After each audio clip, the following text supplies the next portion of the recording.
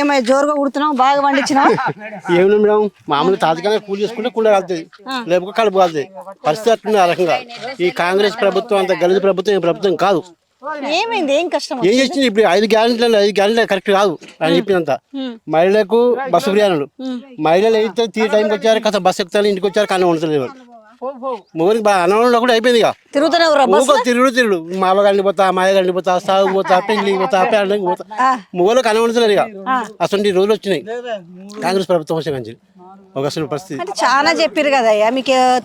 కళ్యాణ లక్ష్మి కింద తులం అన్నారు, రైతు కూలీలు అన్నారు, కౌలు రైతులు అన్నారు, రుణమాఫీ అన్నారు, ఇన్ని అన్నారు కదా. అది మొత్తం జూటా ప్రభుత్వం. జూటా అంటే జూటా. ఎందుకంటే దొరలు చేసేది రాజకీయం, దొరల రాజకీయం అది అంటారు. కాంగ్రెస్ ప్రభుత్వం దొరల రాజకీయం అది. మరి ఈసారి ఎట్లా ఎవరికి ఇద్దాం అనుకుంటున్నారు? మీకు ఖచ్చితంగా మళ్ళీ కారుకే కారే. అది కాదయ్యా, నీ ఒపీనియన్ నీదైతే ఆయన ఒపీనియన్ అని చెప్తున్నాడు కదా మేడం. ప్రజాస్వామ్యం, ప్రజలకు ఎవరైనా ఎంచుకునే అర్హత ఉన్నది. ఆయనకు అది, నాకు ఇది. కష్టపడుతున్నారు, ఏం లేదా, లాభమే లేదా? ఏమలేదు మేడం.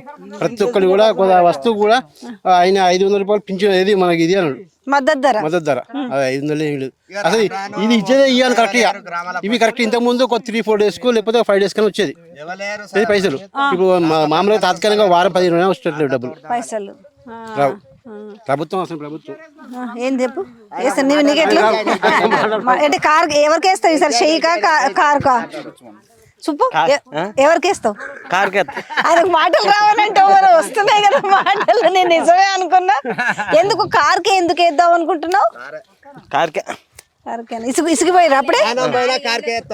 పానం పోయినా కార్కేనా?